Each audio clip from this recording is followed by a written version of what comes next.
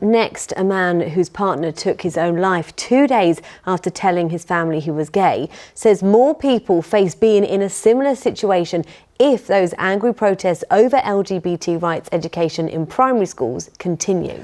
It'll be 5 years on Tuesday since Nazim Mahmood from Birmingham ended his life. Our reporter Balvinder Sidhu has been to meet his fiancée, Matt Mahmood, Ogston, to hear their story. A painful reminder of the past.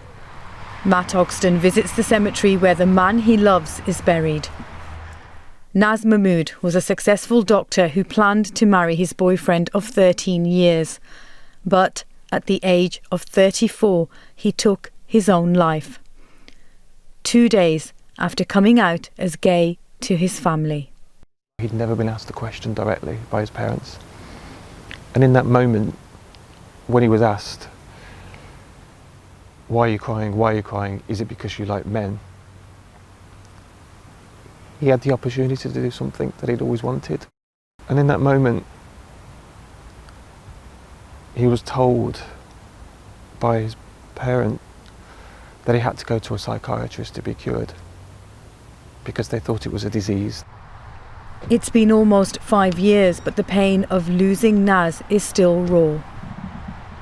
It's a scar that I will have for the rest of my life until it's my turn to see Naz.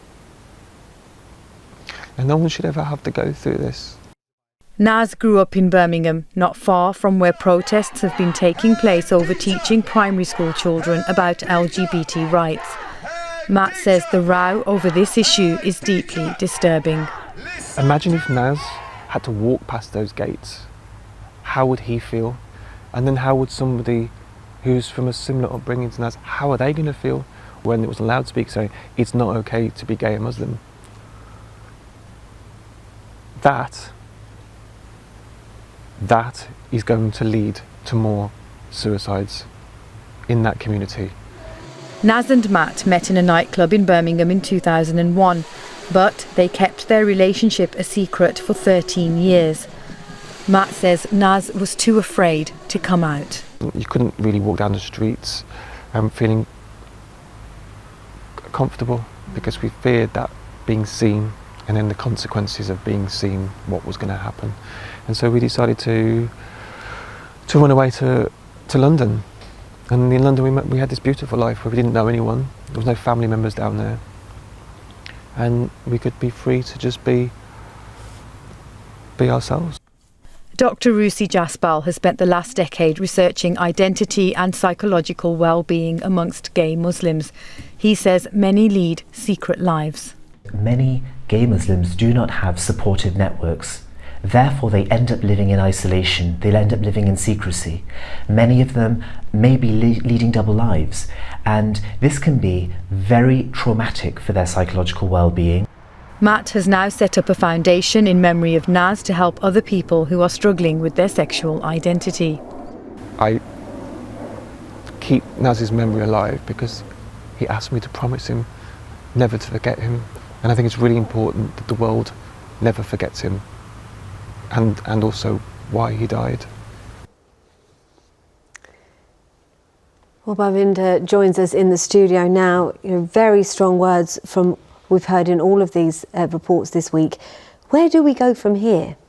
So the row over stop RSE or relationships and sex education in primary schools isn't going away anytime soon. The protests may have stopped for the summer, but are expected to resume in September. Now, this issue brings a lot of strong emotions in all parties involved. Parents are saying it's up to us when we educate our children about different types of relationships, not the state. The LGBT community are hurt and angry because why is telling children about their existence so wrong? And then you've got the schools who are saying we need more support from the government, and now we've got Gavin Williamson, South Staffordshire MP, in charge. So let's see if he can get a grip on this situation.